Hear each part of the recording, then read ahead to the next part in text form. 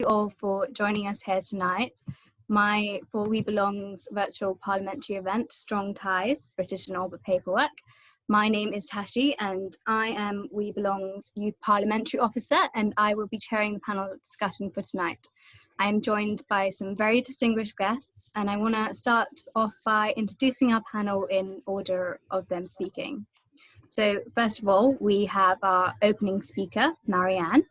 Marianne is a young migrant who came to the UK at the age of 8, and she has actually recently just graduated in June with a first-class degree in economics and finance and is a budding finance analyst.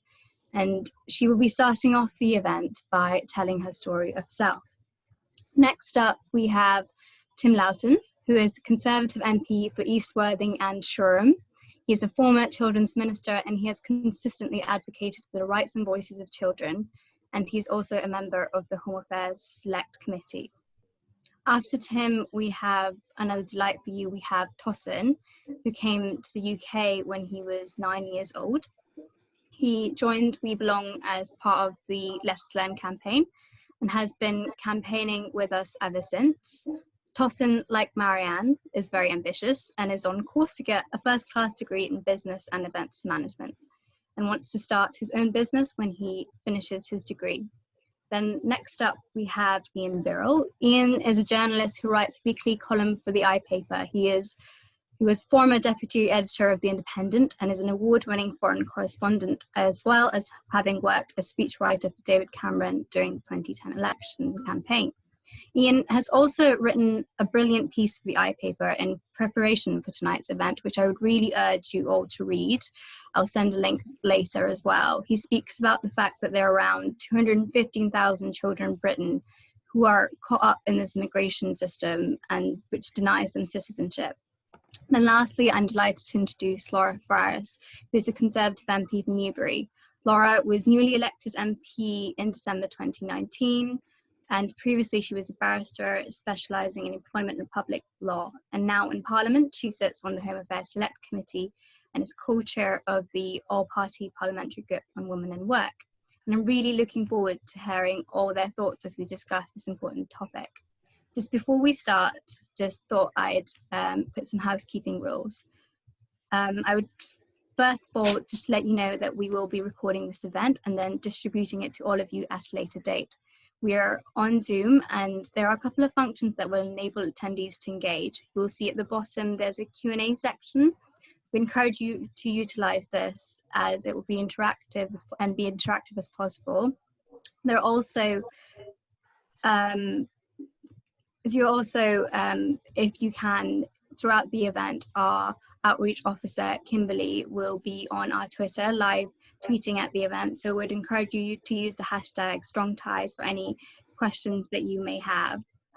And then for panelists as well, please ensure that your mic is muted when you're not speaking to prevent background noises, etc. And at the end of the sessions, keeping with the interactive theme, we will also ask you to use a special link to end the session with a key question, which you can think about beforehand, about the values of being British and what being British means to us all.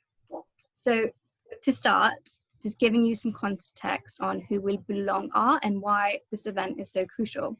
So we are the first UK charity to be set up and entirely run by and for young migrants. We work with young people between the ages of 16 and 25 from mostly Commonwealth countries that have moved here at a young age as children, but they have precarious status. We aim to raise awareness of the barriers faced by young people, and we have 3 projects. This includes Let Us Learn, the Leadership Campaign, and today the spotlight will be on our Chasing Status campaign. Since its inception, it has focused on creating an open dialogue between MPs and young people so that the latter can share the true impact of the UK's costly and very complicated immigration system. We hope that members of Parliament can take the information and help advocate for a fairer immigration system that doesn't price young people out of citizenship. The Greater London Authority published a report in January that there are around 133,000 young people and children in London alone that have grown up here with precarious status or no status at all. As some of you will know, immigration rules are complex, and there are cuts to legal aid that mean that a young person going through the system has to educate and re-educate themselves constantly to keep up with the changes and how these policies impact them in order to regularize their status. Our biggest concern is that right now is that there is an insurmountable cost to securing one's status. We gather today in the midst of a pandemic. COVID-19 has impacted us all, but some more than others.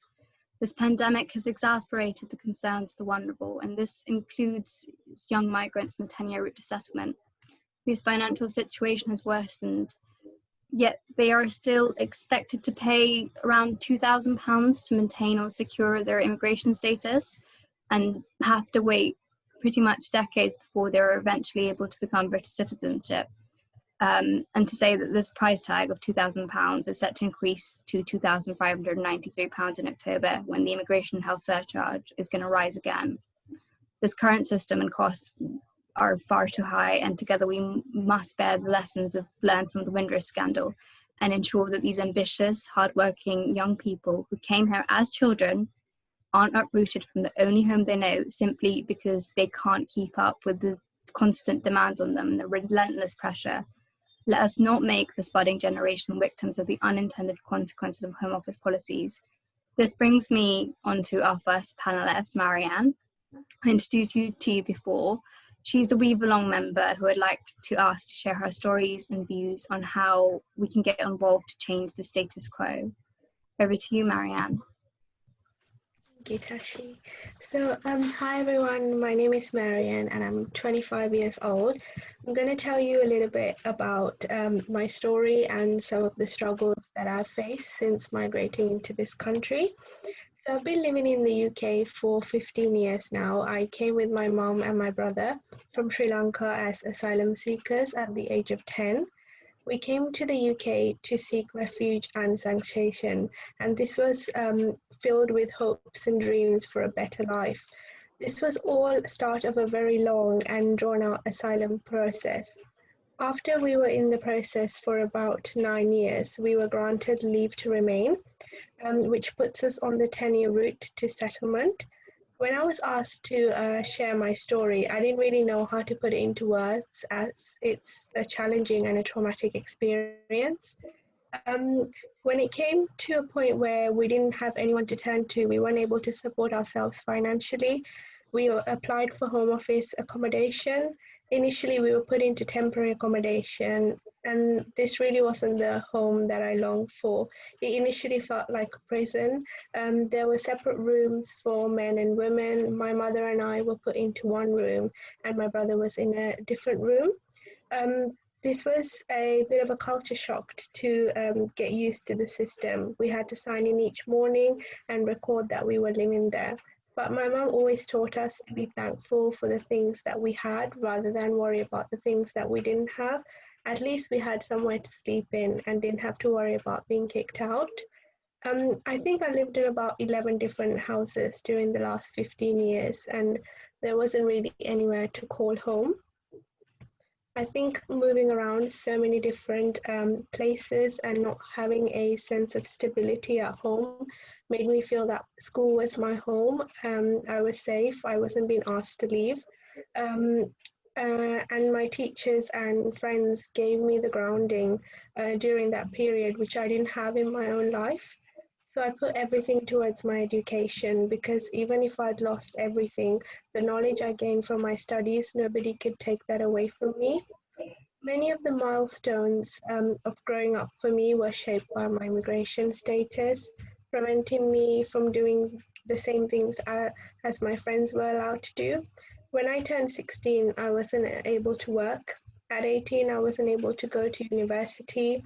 Unlike the average teenager, these exciting points in life could never be celebrated. For 9 years, I waited to be told I was free to live in the UK. But even now, I'm still being prevented from still being able to call the UK home the way everyone else can. For the last 2 years, we have had to apply for renewal for our limited leave to remain visa. This cost me around £2,500, and every day I still have this fear that I won't be able to make the next round of payments. The £2,500, it's the cost for a small card that proves my right to continue to live in this country I call home. It's such a small thing, but that card represents so much for me. It's my ticket to be able to work and support myself and contribute to my community. It's a shield between me and the risk of being deported. It's the map that led me to gain a first-class degree in economics and finance at Queen Mary, University of London. Um, During the 9 years of our asylum case, my mom had to borrow borrow money from people to pay our rent that it sometimes became virtually impossible. But she never showed me her struggles. She would always tell me to concentrate on my studies. I will forever be in debt to my mother, who had gone through so much for me and my family. I have acquired my leave to remain status on the basis that I have strong ties in the UK. By the time I'm able to acquire citizenship, I will be 31 years old and would have lived in the UK for over 2 decades. I'm lawfully here and I'm fully integrated into the British culture, but my future is in jeopardy because I cannot afford these rising fees. If I fall out of status, I lose everything: my ability to work, study, to hold a bank account, and to live a life of normality. I don't understand why the government calls us temporary immigrants. The UK is my home and I know no other. My family is already contributing to the cost of the NHS through our taxes, yet we're being driven into poverty by these unaffordable Home Office fees. I'm asking the Home Office to recognise that the reality of our lives by exempting us from the IHS.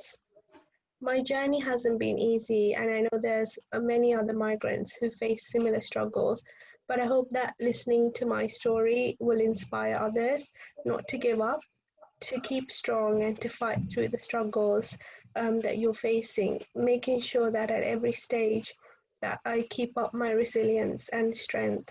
So I will end my story with one of my favorite quotes from the great Nelson Mandela. He said that after climbing a great hill, one only finds that there are many more hills to climb. Thanks for sharing such a powerful story, Marianne. It's crazy to see the impact that the 10-year route can have. And even after all these hurdles, you've shown so much perseverance to get like a first-class degree and to be so committed to your education. And I think that one statistic really stood out, that you came here when you were 8 years old, and you will be 31 years old before have British citizenship, so 2 whole decades. Thank you for sharing and being brave enough to share. Is Tim Lauten. If we can ask, over to you now, Tim. Thank you, Tashi. Can you hear me? Because my Yes. volume keeps going in and out. Okay, first of all, thank you very much for inviting me, and thank you to We Belong for putting this event on. And I hope we get to see a lot more people virtually than we might have done if we tried to cram everybody into the House of Commons, got all through security. This is a really important subject, and what Marion has just said brings it absolutely home. And as you've said, coming to this country at the age of 8, 9, and having to wait until 31 until you become a fully fledged citizen. And also having seen the video, which I think Tozin was in, and some of the personal journeys that so many people in your position have been through, I feel quite intimidated. Particularly, you all seem to have first-class degrees or on the road to first-class degrees. We've got some super bright people here, and that's in spite of a hugely turbulent journey. As Marion's just said, how many different homes you had in that last 15 years, and yet to be able to go through your education and then to achieve what you've achieved is quite phenomenal. So why on earth is the system not making it easier for you to achieve what you are clearly quite capable of achieving and contribute what you want to contribute to the United Kingdom as your home. And you've lived here for most of your lives. Now, this is an area I'm quite interested in. As Tashi said, I was Children's Minister. I now chair the All-Party Group for Children, and I'm Vice Chair of the All-Party Parliamentary Group for Refugees. And I sit on the Home Affairs Select Committee along with Laura, and we've been doing quite a lot of work on immigration. And we've had the recent immigration bill, and I was part of the group trying to make amendments to that bill, and still will be trying to make amendments to that bill, particularly to make it easier for family reunion, for people coming here who've got no other relatives elsewhere in the world and they're fleeing war zones or whatever disasters in various countries, and also to make it easier for EU children who find themselves in care here to get proper stay settled status as well.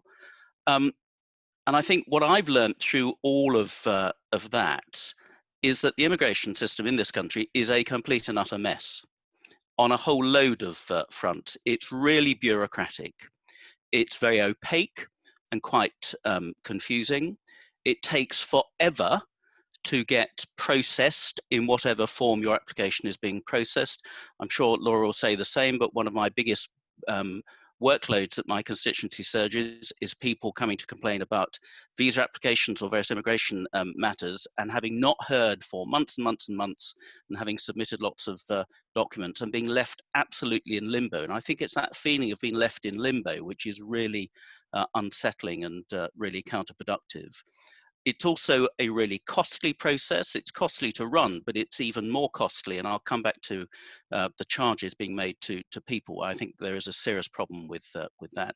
And the whole immigration process is just too much about sort of raw numbers and net migration targets, which never work really well anyway, rather than the real life experiences of real people who are coming to this country for a reason. And as we've seen in just a few examples already, have really got something to contribute.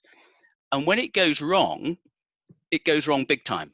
And we saw that recently through the Windrush scandal and the subsequent report from Wendy Williams, which many of you may have read, which really made for quite uncomfortable reading about the whole culture at the Home Office and in government generally over many, many years. It makes the immigration system so difficult. And there's one good thing that's coming out of that whole thing is the task force that's being set up as a result of that review, which will really drill down into why is our immigration system not working properly? Why is the Home Office not able to process people's immigration status in a much more user-friendly, compassionate, unbureaucratic and speedy manner as well? So having said all of that, I have a good deal of sympathy with some of the asks in the briefing note that you've produced and the videos and the causes that you're trying to promote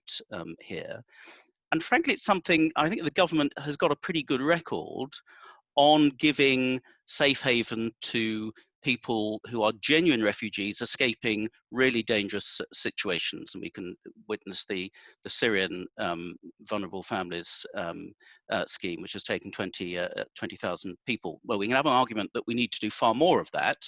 But for goodness sake, as soon as we've got somebody in the UK, identified them as being in need of a safe home and they've got an entitlement to be here, let's get them settled as soon as possible, so you know exactly where you are, what your rights are, and you can get on with your education, with your career, with your family, and so on.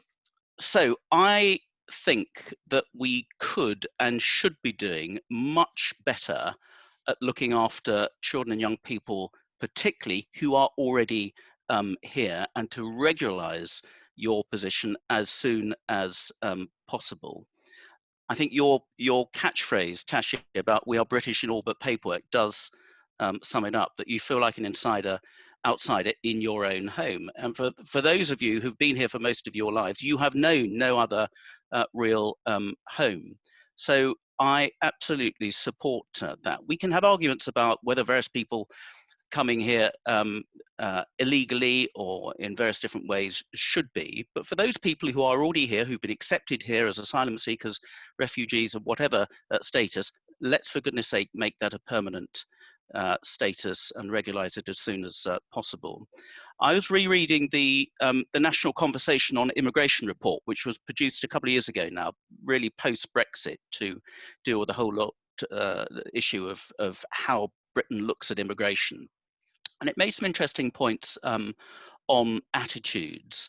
But it also said, from whatever angle, no one is really satisfied with the way that the current system is working, and we need to build confidence in a system for immigration and status, and one that is open. It needs to be a high quality and a speedy asylum decision process, and that we need to make sure we have an immigration policy that's flexible enough to take into account the best interests of children and young people in decision making. That's something I've always been very hot on. We're very good at doing things to people or at people, but the best decisions are made, as I found when I was the Minister for Children, are made with those young people who are going to be the beneficiaries or the victims of the decisions that you are making. And one of the things I did in the Department for Education, I was very involved with children in the care system.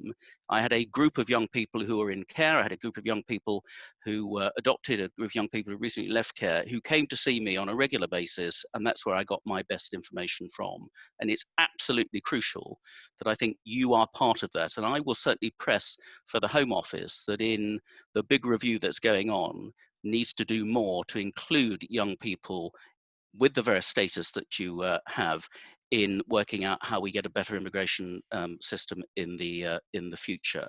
And the Windrush task force, which is happening, I think is a real opportunity here to try and get this this right. So just to conclude, and then we're going to have question time of proper discussion, of the asks that you make, a 10-year route to settlement, I think there's a strong case that is too long. We're looking at much shorter than that for the EU settlement scheme. Why should you be treated any differently from people involved in the EU settlement scheme? The fees, when I looked at this more, I was quite alarmed. The big increases that have been in fees, the fact that 86% now of the fees are not cost, it's effectively profit for the Home Office to subsidise other parts of the Home Office. I think this should be a cost recovery at best, and we should not be using people who are in financially quite desperate circumstances to subsidise the workings of the Home Office. And I have to say, I do agree, the immigration health surcharge, which I think is right, but it was designed to counter people who were coming here as health tourists in order to have expensive operations on the NHS and then perhaps disappear again.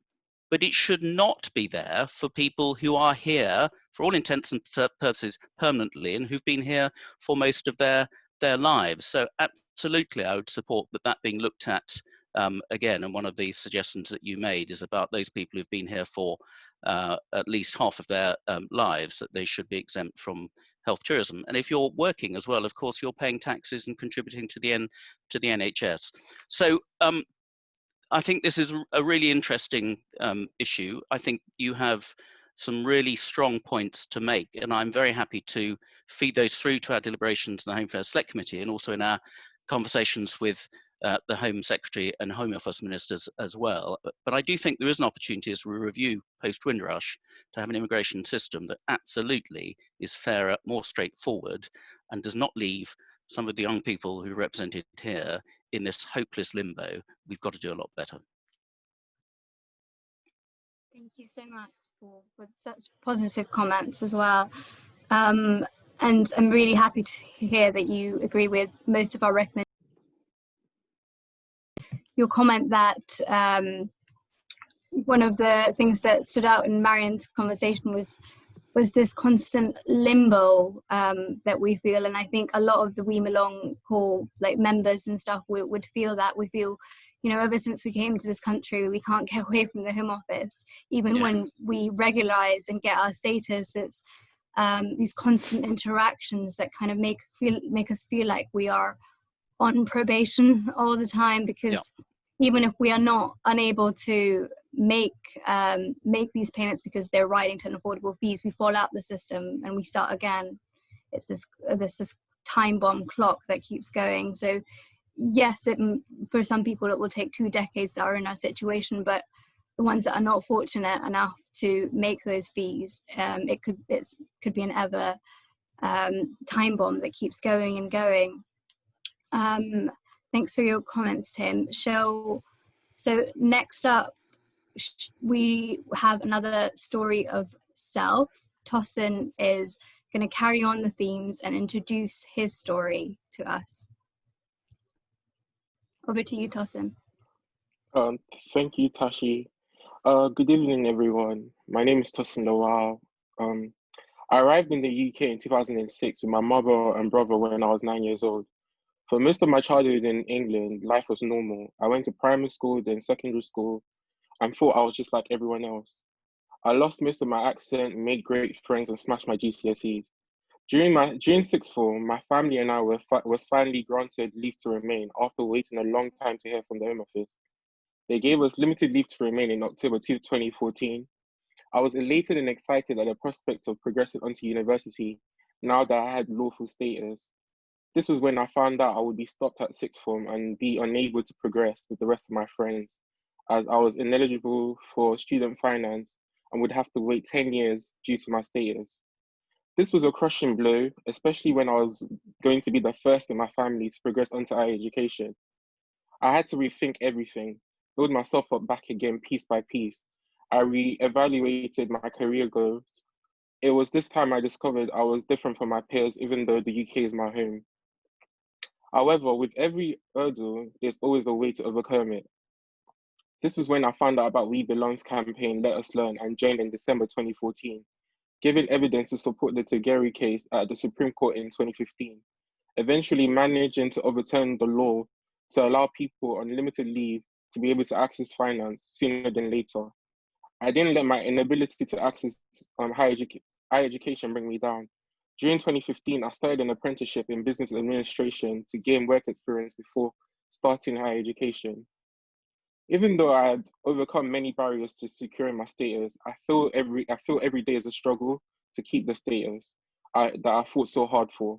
The rising fees are affecting my everyday life. I am now a university student who has to work multiple part-time jobs to be able to save for these spiraling fees. The Home Office needs to recognize that we are a family unit. As a family, in 2014, we paid 1,800 for our application. Now, for our third renewal last month, we had to save up just about 7,500. And this we have to do for every 2.5 years. This does not include lawyer fees. And this is money that I could use to get a mortgage and build a life for myself, like my peers are doing at this moment. But I'll have to wait until I have permanent status 5 years from now to be able to be in that position of thinking about getting a home. The average household in the UK doesn't even have £1,000 in savings. The Home Office are constantly placing barriers and creating hoops that I have to jump through. They accepted that I have private life and strong ties in the UK, but yeah, bizarrely, they treat me like I'm temporary. This year was especially hard for me as I was furloughed because of COVID-19 and found it beyond me to raise these fees. I was very thankful to have We Belong helping me paying the rest of my application off, but however, I felt like a burden, relying on others and my mother, who is an essential social care worker, on the London living wage of £10.55 to help me with food and essentials, as I could not spend any money that I saved for my application. Even after facing all these difficulties, I managed to persevere with my education, and now I'm on track to get a first at a university. I was one of the lucky ones to receive assistance to renew my status and continue on my 10-year path to citizenship. Others aren't so lucky. When young people like myself fall out of status, there's no negotiating with the Home Office. There's no negotiating with our employers or landlords when we can't provide our right documentations. I am fearful for myself and for others now that the increase in October would have many priced out of status like the Windrush generation. When the Windrush tragedy hit, it created shockwaves within my community. I find it alarming that those invited here, those that are settled here, who are undoubtedly British, could be treated in this way. I asked myself, what would be my fate? Like the Windrush generation, I spent all my formative years here made friends here. My values has been shaped here. There is real fear among We Belong members that the IHS increase going ahead as planned would put us at risk of detention or removal, as happened to others from the Windrush generation, even though we too are long-term residents and legally entitled to be in the UK. I would like to finish by saying I am not an exceptional case. I'm just someone who's doing his best to succeed in life, just the same as his peers. For those who are still on their journey to permanent residency, know that you will overcome this. Sometimes what we go through is unfair and difficult, but there is a reason you are on this journey and we will get through this. The Home Office needs to understand the impact these policies have on young migrants. And I hope that the discussion here today will help raise awareness. Thank you very much. Thanks, Dawson. Wish I could clap you. Woo, that was amazing.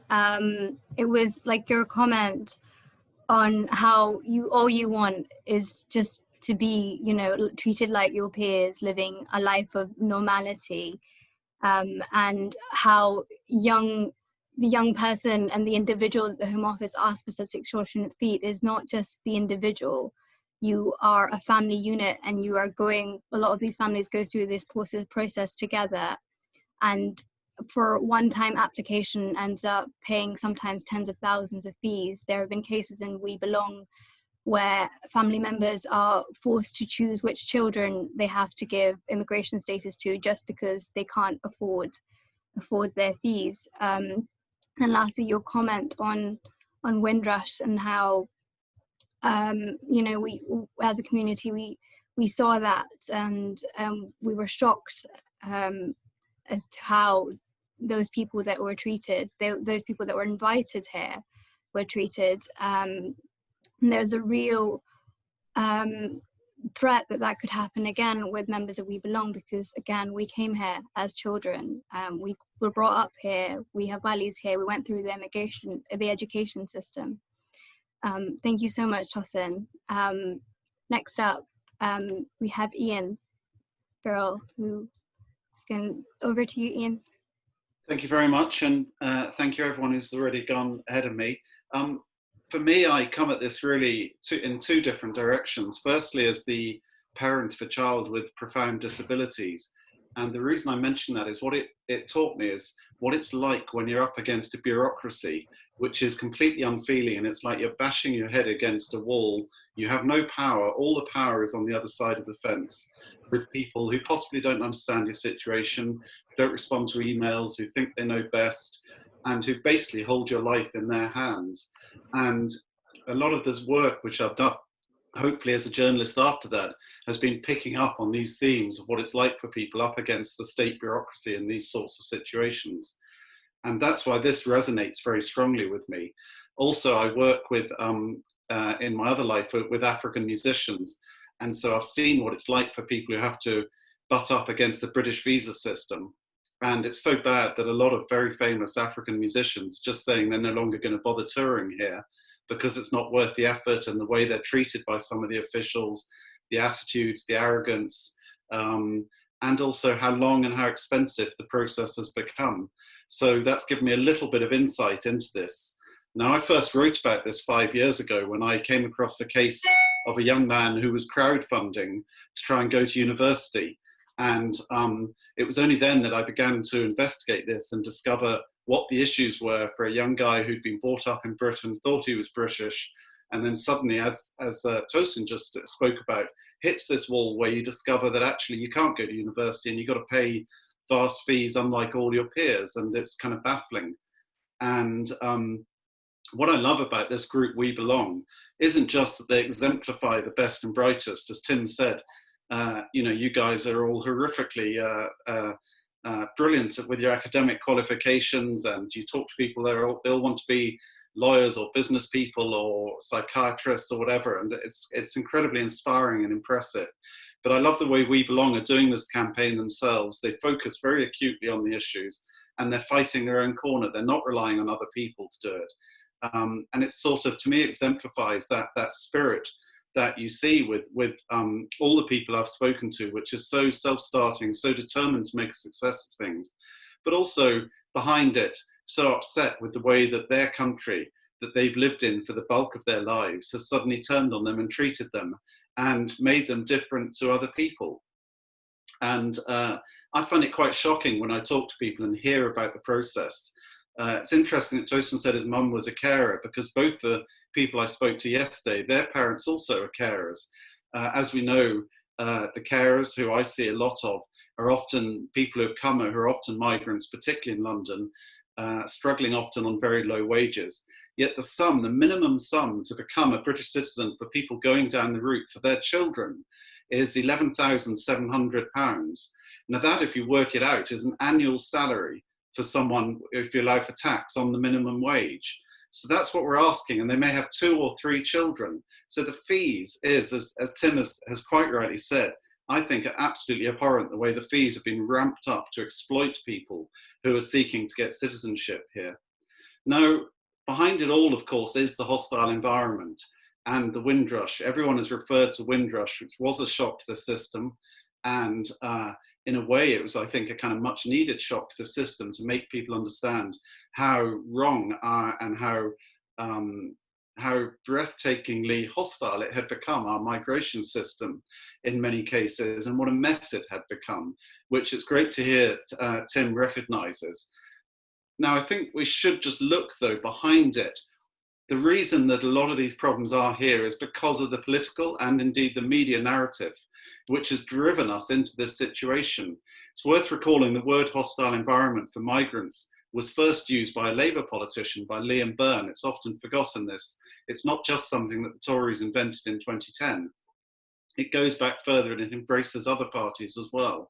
But it was indisputably ramped up by the coalition government. They actually set up a secret group encompassing ministers from health, from schools, from housing, from transport. They set up a secret group, the Hostile Environment Working Group, to make life harder for migrants in lots of different areas.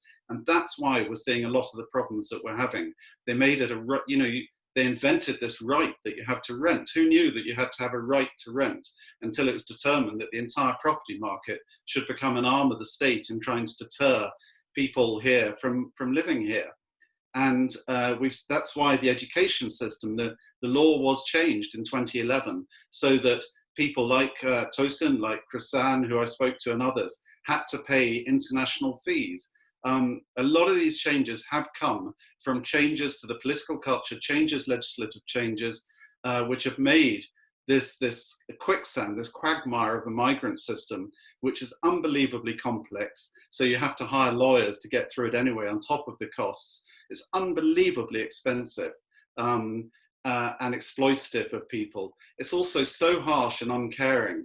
And the fact that if they make a mistake, everyone I've spoken to, they've had mistakes made against them, whether it's they've been taken off to a deportation centre and threatened with deportation, or whether it's papers are lost for years. But if you make one mistake, it's like an awful game of snakes and ladders. You go back and you start again, the whole system. And again, how can that be fair? How can that be right? And it's the sort of fairness of it, which is something which Conservatives talk about a lot. Now we also hear about levelling up, and yet we have a system here which is bureaucratic, it isn't working, it's broken, and it's desperately unfair. And it's just so wrong that, as others have said, that why it should take 10, 11 years minimum in order to get citizenship from someone who moved here when they were 2, but someone who moves here at 25 can be there by 30 if they've come from Europe. Again, there's an iniquity behind it all. And so it is very good I think it's great that We Belong are pushing this.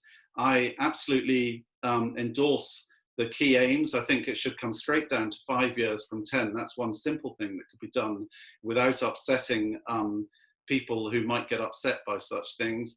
I think the whole cost situation has become absolutely outlandish and needs to be dealt with, and it's really good to hear Tim agree with that. It does all need to be simplified, the system, but equally I do think that the political classes should think, and the media as well, which obviously I'm part of, need to think again about the tone of the debate and about the references. Now we're hearing attacks on activist lawyers by the Home Secretary, when all they're trying to do is apply the law, and yet trying to divert attention and trying to target lawyers when they're just standing up for people who are refugees. you know, I do think the whole language, the narrative needs to change. And if we really are to go for this idea of being globalized Britain, global Britain, then we need to have a much more outward facing approach to the world. And dare I say, a less neo-colonial approach to it all, whereby we think that others, it's this looking down at people, which is also so offensive, which you hear within the visa system and within the migration system. So I think it's great that there is going to be an overhaul of it, I hope, that it's going to be looked at, but hopefully it's not just going to be words, because the problem with what's happened in the last few years to our migration system is that it's crushing people who are such brilliant citizens, and it's crushing their hopes, it's crushing their dreams, it's crushing their aspirations, when, you know, they couldn't be further from the fake stereotypes of sort of migrants sponging off the systems. They are the best, they are the brightest, they're people who will enhance Britain, and they should be treated with far more humanity, far more dignity, and far more respect. So my hope is that out of this work, out of the support of people like Tim, and hopefully I can hear from Laura as well, similar support, that we can try and change the narrative and get a much more humane approach to these very tough political problems, and probably quite intractable, that every country is facing. So, but to conclude, I would just say congratulations to We Belong, because I love the way you're putting this issue there in such a human way, such a responsible way, and such a respectful way, and it's a credit to you for all you've done. So thank you. Thanks, Ian. Thanks for such positive comments. You are absolutely right that we definitely need an immigration system that is built on fairness. There's too many inequalities for different sets of migrants. The EU settlement scheme is a prime example that, you know, people that have lived here a shorter amount of time than us, especially since the young people of We Belong have been given their leave to remain status because of the fact that they have strong ties in the UK already, then they're put through this 10-year route to make more strong ties with the UK so that they eventually can apply for a British citizenship. And then also your comments on how a lot of what we have to deal with is because of the unintended consequences for the hostile environment policies. And as you said, this is not just something that the 2010 coalition brought up, but is the result of subsequent governments. When the young people at We Belong find that, you know, they have come here when they are children and they feel completely like their peers, and it's not until they reach 18, adulthood, that they realize that something is amiss, and that's when they have to apply for, mostly likely to get a job, go to university, all these normal things that their British peers would be doing, that they feel a bit like they're not normal, and that's when they start to apply for regularizing their status, and they face these barriers to cost, as you have mentioned. Thanks for your input, Ian. And lastly, we'd like to hear from Laura Farris on her comments. Thank you very much. Well, before I became an MP in December, I used to practice in some public law, as you said actually in your introduction, and I did some immigration work where I acted for the Home Office and also against the Home Office. So sometimes I represented people who were making asylum claims, and sometimes I acted in Home Office cases where they were resisting, usually appeals actually. So I guess I'm both an activist lawyer and a reactionary. I don't know what the opposite is, but a sort of reactive lawyer. But I do have some kind of sense of, I think, some of the issues that might underpin this. And I was sort of quite struck actually when I read your briefing note and watched your video, and then through this evening, that I don't think in the cases that I worked on, and certainly I don't think in anything we've done in Home Affairs, we've ever heard directly from children who have come over. I'm assuming that the original application was an asylum. I know Marianne said that her mother made an asylum claim, and I'm assuming that is the route of entry for all of you. And I don't think I've ever heard or considered the views of children who've come over as part of that application and who've grown up and are now entering adulthood and their particular challenges. And it's also true to say that when I've had any involvement in the legal side of these cases, it's begun and ended with the success of the asylum claim. So once the family or the individual has successfully obtained asylum, that would be the end of my involvement. And I've never really known exactly what happens afterwards.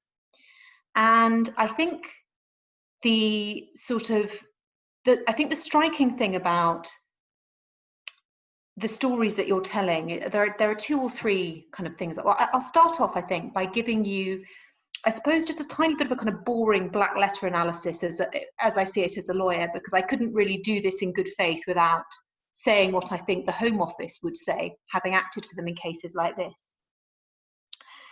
There is no escaping the scandal of Windrush, because what essentially happened is that people who were brought here lawfully were completely forgotten about.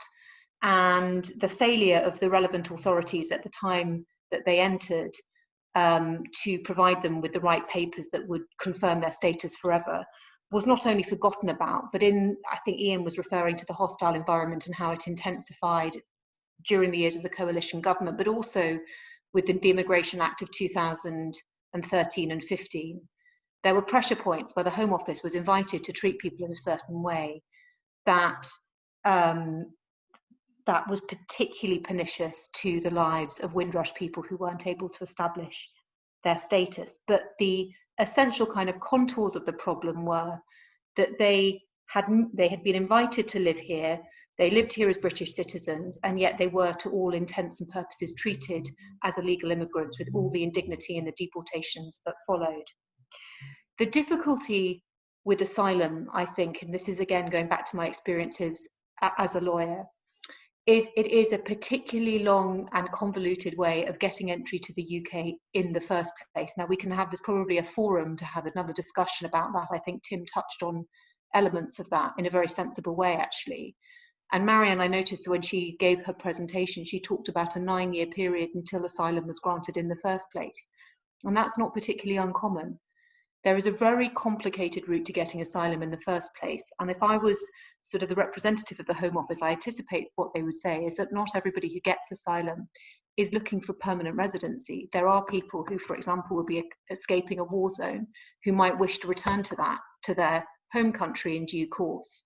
And so the process of asking people to regulise or to reapply is partly contingent on the fact that it isn't assumed that the asylum application or the desire to remain in the UK would be permanent. Now, that's me just giving you the black letter analysis of it. But the human element, which is, I think, what We Belong has drawn on, is 3 or 4 things which have really shocked me, I think.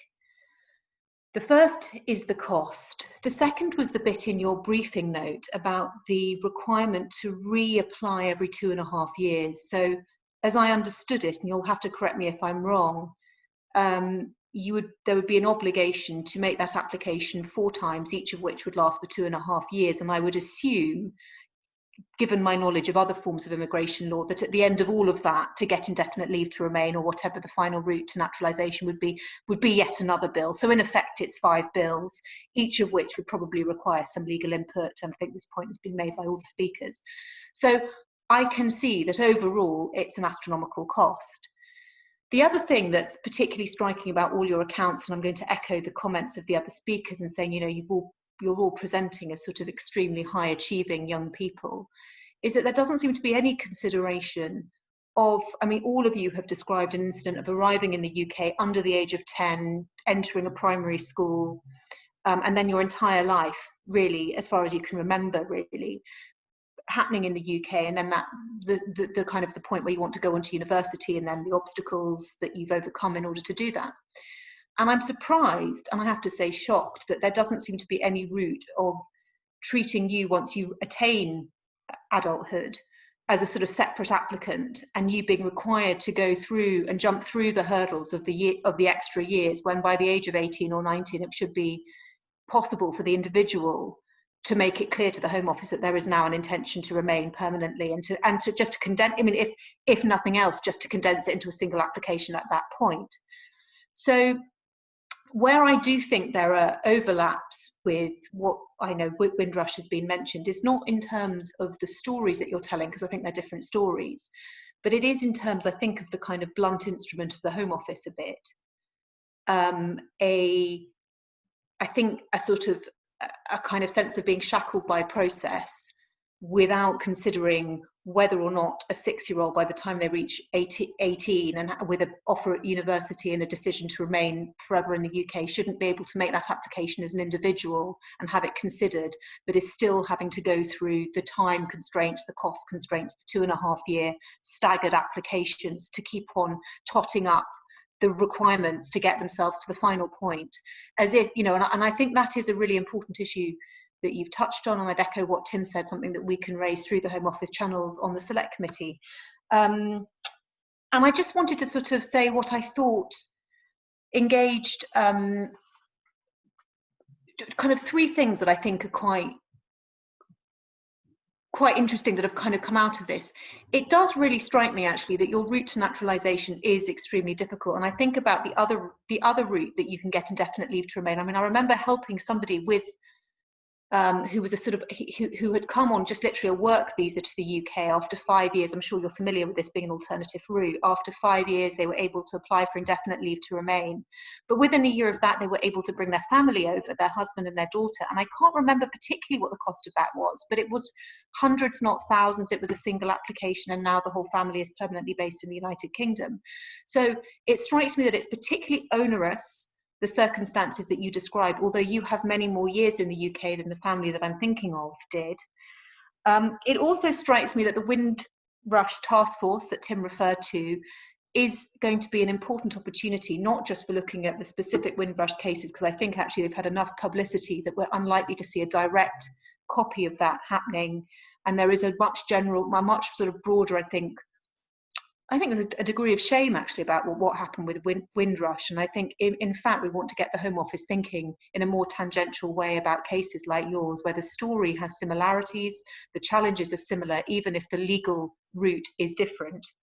And the final thing is, I think that the EU settlement scheme also provides quite an important template for what you're trying to achieve. Again, of course, the nature of the kind of the relationship between the various countries is different, but I do think that it shows that when the Home Office means business, it can move fast and it can operate an efficient system, because it does. I mean, you know, we hear the Home Secretary talk quite proudly about how effectively that system has been working for anyone who's entered it. So the idea that technical obstacles would prevent a more rapid route, I think, falls away when you look at how efficiently that scheme has been administered. Thank you.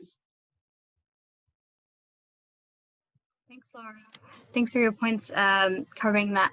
I just, the only thing I wanted to clarify is that a lot of the young people that are on the 10-year route to settlement do go through asylum, but a lot of them don't. Some of them have different ways of arriving into the UK. Sometimes when their parents might arrive on a Tier 2 visa, when they come here, their status, they may forget to, because the rules of the immigration systems are so complex, they may forget to regularize their children's status, or sometimes the costs are just too high, and it means that they continue on this path. So asylum is one of the routes that people can become into this situation, but there are also other routes that may lead a young person to be in precarious status.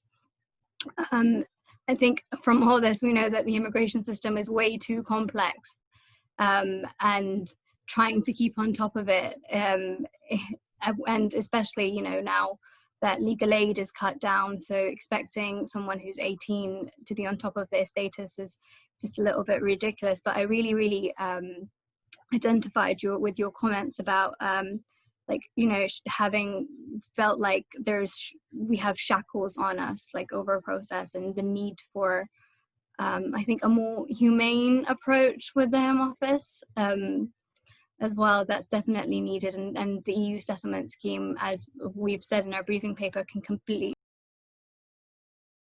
provide a template for that.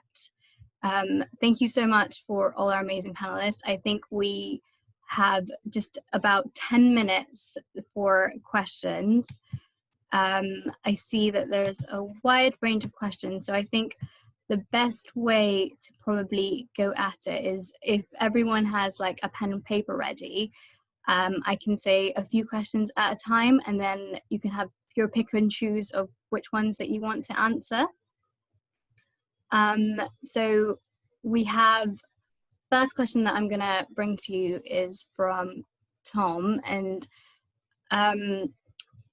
as Tim mentioned, you know, as we have heard all throughout the event, the immigration system is complex and there are very high stakes involved. Do you think that there is a role for the reintroduction of legal aid for more immigration cases? And specifically also for the MPs, you've spoken for the need for a better immigration system and made positive comments about the changes that need making. How can the young people that we belong hold you to account so that these aren't just words, but that we come out of this webinar with actions and more hope, I think. And then I'll give you, I think those could be good questions for us to start off on. Tim, would you like to go first? Okay, let's give some short answers to those. So yes, legal aid, and Laura will be the expert on this more than me. There were some casualties in the way it was cut back, and I think we need to be focused in how legal aid should be made available to a wider range than it is. There's a particular issue around advocates here, and I was doing some work earlier in the year with the Children's Commissioner about advocates. And we have a sort of wide range of advocates available or not available, nearly enough, for children in care, children leaving care, children in the immigration system or whatever. And it's quite a bitty system. And I think there's a case, and the Children's Commissioner agreed, and we were looking to do some work on this, for having a sort of an advocacy service for children and young people that could apply to all sorts of different scenarios, and you didn't have to go to one sort of advocate and there was a long waiting list for that or whatever. So I would like to see, alongside a greater availability of legal aid, much as I resent having to give lots of money to lawyers, although Laura will have a different view on that, I'd like to see a much better advocacy system that young people can easily access and get somebody who is on their side and can help them navigate what is, as you said, and we've all said, a really complicated system anyway. On the second point, it's about holding MPs to account. It's a fair point. One undertaking I will certainly give from this, and I'm sure Laura will agree, we will suggest to the chair of the Home Affairs Select Committee that when we have a further hearing on immigration that involves asylum seekers and others, that we will specifically invite some young people in your positions to come and give evidence, certainly written evidence, but also, if you'd like to give some evidence in person. We did actually do that with some, what I call older younger people, around immigration detention and other issues. We had over a year ago, we had a private session there. But I think actually a group of you coming along, giving your stories, the sort of things we've heard here as part of an immigration review, would be a really powerful way of getting that across, and we'll get your stories written into a report by the Home Affairs Select Committee, which then the government has formally to respond to as well. So that's one takeaway we'll certainly take up for you. Thanks, Tim. Thanks for your input. Laura, would you like to answer the question on legal aid as well? Sure. So the government, so there have been really drastic cuts to legal aid since about 2013, and I think that they've resulted in miscarriages of justice, some of which are probably the most prevalent are in the criminal courts, but there have been other very serious implications in the family courts and so on. The Ministry of Justice is undertaking a review into legal aid with basically an expectation of expanding its reach. And I would say, if I was being totally honest, that I think that crime and family law would be the two areas where I'd expect it to be bolstered first. However, I think there are green shoots in the area of immigration and the kinds of issues that you're interested in, because I've heard the Immigration Minister, Chris Philp, say a couple of times in the last sort of 4 to 6 weeks that there is going to be a change in the law where and I know this is probably in a way a historic aspect of your claims, and that asylum doesn't cover all of the ones that you've raised, but in terms of asylum claims, that anyone claiming asylum is going to have to set out all of their grounds with their first application. That's not currently the case. What that really means, in short, is that they'll have to have, and it'll have to be shown that they've had access to proper legal advice from the get-go. And again, that isn't the case. So I'd expect there to be a renewed focus on legal aid in the immigration system on the back of the remarks that the immigration minister has made in the last 4 to 6 weeks. He's made them publicly, I think. Tim, does that ring a bell with you? Yeah. So I'm hopeful, basically, on legal aid. In terms of holding MPs to account, I'm just going to echo what Tim can do. I would stress, I know it's sort of tempting to, we can't sort of promise more than we can promise. We're not the decision makers. It's the Home Office and the Home Secretary and that ministerial team who take these decisions. So we can raise this as an issue in Parliament, and Tim suggested a good route to it, but I would stress it's not in our hands to make the final call. Thanks so much, Laura. That's very encouraging and very positive. We have a question for Ian specifically. How can we, you know, how you spoke a lot about the media and narrative around migration specifically. So how can we contribute to the change in narrative and engage with journalists across the political spectrum as well? I think you've just got to exploit any little openings you can get. I mean, we've had a slight change in recent months, of course, with the virus, which has made people appreciate the importance of migrants within the health service and within the care sector. That provides an opportunity. Personally, my attempt to, as a way to try and do this is always to humanise the stories, because it's interesting what Laura said, that often when the cases go through, ultimately the cases tend to win, and the statistics do show that. And the reason is actually, again, it's very easy when you're talking with a sort of blanket, a wall of numbers, to sort of be much harsher, but with the human stories, often they're very strong narratives and they can help engage. And we know that all the data shows that actually the polling showed that people are quite negative in general to the idea of more immigrants coming to Britain, but actually they're quite warm about the immigrants they know and the immigrants in their community. And there is a difference between the immigrants within the lived experience of individuals in Britain and the sort of general narrative. And that's why I think the media is so important and hasn't played a great role, to put it mildly. And so the more we can engage, the better. So I think it's just about human stories, and that's why this work is so important, because it is a very strong human story. I think the other area which I find really offensive is the whole family area, whereby 40% of Britain are not allowed to bring their spouses in because they don't earn enough. And to me, that's the other appalling area which really needs fast resolution. And just to add on legal aid, if I can, of course, the easiest way to cut the legal aid bill, I think it's very unlikely in the current financial and political climate, we're really going to see big reforms on this in this area. We just got to face the facts on that. But the way to really cut the legal costs is to have a simpler system, which is less Byzantine, and you need fewer lawyers. So if the government really wanted to do something, they should streamline the system, make it more accessible, make it more understandable, and then you need to have fewer lawyers, whether they're activist lawyers or any kind of lawyer. Sorry to jump in, but can I just say I do agree with that. And if you download the immigration rules, the 2014 immigration rules, and have a quick glance through, I mean, it's not bedtime reading, but you know, even when I was quite an experienced lawyer, I found them about as clear as mud. They were so complicated. The annexes at the back, which were often pivotal to the success or failure of a claim, were difficult for experienced lawyers to navigate. So I think it's just building on the same point. And also, I think I'm right in saying often the codes don't match. So you follow one thing and then it doesn't go to the same code. So even for very experienced immigration lawyers, they get completely lost in trying to understand the case law. So what hope a 18-year-old student trying to go to university? Yeah, no, completely agree with you. I did my renewal a couple of months ago, and I normally do it a few weeks, a month in advance, because it's a scary process going through it. But I did I filled in the wrong form. So it was 40 pages of filling in the wrong form.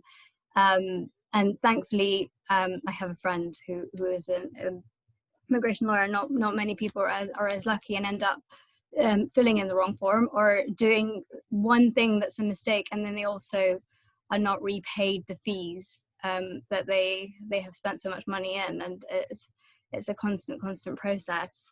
I think we are sort of nearly running over time, so we have one more question for Tosin specifically.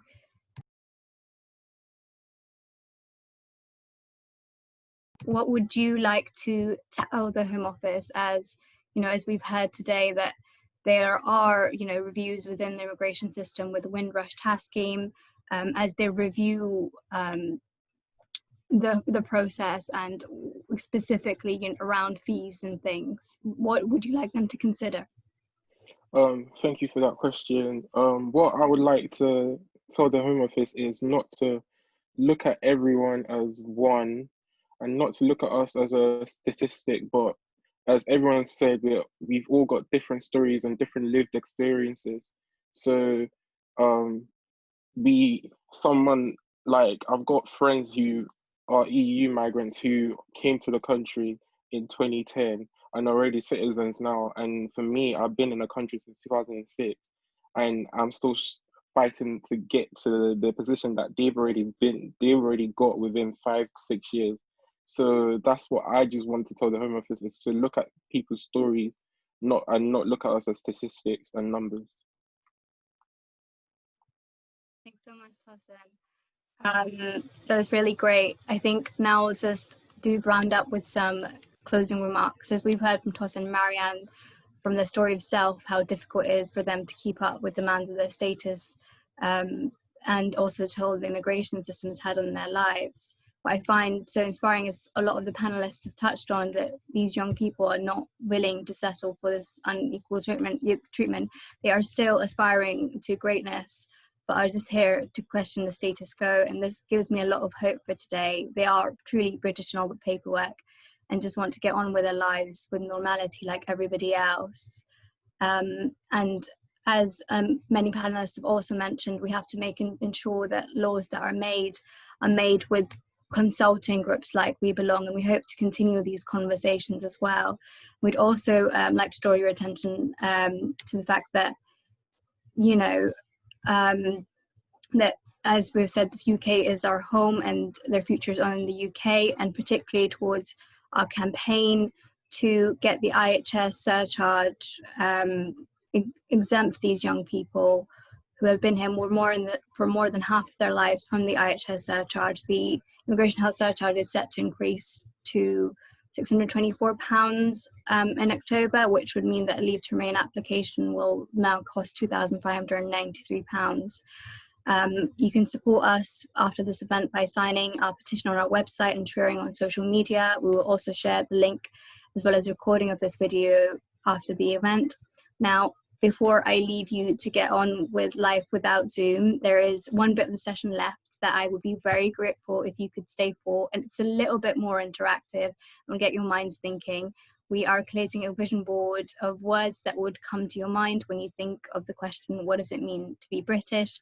So if all the attendees and the panelists could go to menti.com. Chris-Anne's put the link on the bottom, and the code is off, and input the code 9246042, and you can input words that come to your mind when you think of what would it be like for you to be British. When I tested this out, some of the young people came up with things like being part of a community, being part of unity. I'll give you 2 minutes as well, and we'll see what we can come up with.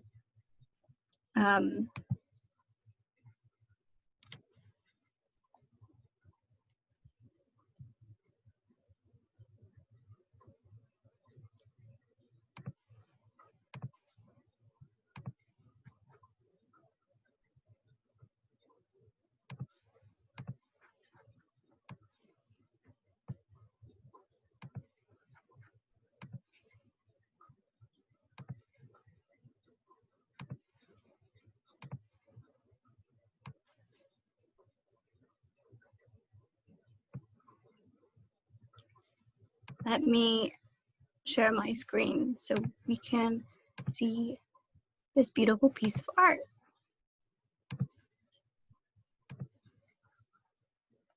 these are just some of the thoughts.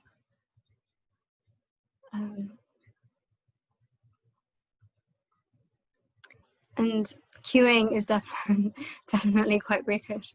Belonging seems to be one opportunity that has appeared quite a lot. The weather, yes, we're back into autumn. Place to call home. Time for reflect. These are all very, very positive, and I think it's a really good, hopeful way to end our Zoom call. I just want to say thank you to our panelists for the amazing contributions. It really has been such an engaging discussion. And we will be in touch via email with the recording of this event. And also, I think a few people have asked for a link to a briefing paper and campaigns as well. Thank you so much, everybody, for taking part. Unless anybody has any closing comments, I think we would like to end. And I will also send a link to the Menti as well once people have stopped sharing too. Thanks, guys. Thank you very much, Tashi. Thank you. I'm mesmerized by the Menti board. That's Oh, it's fantastic. amazing. I will send you it once people have stopped inputting.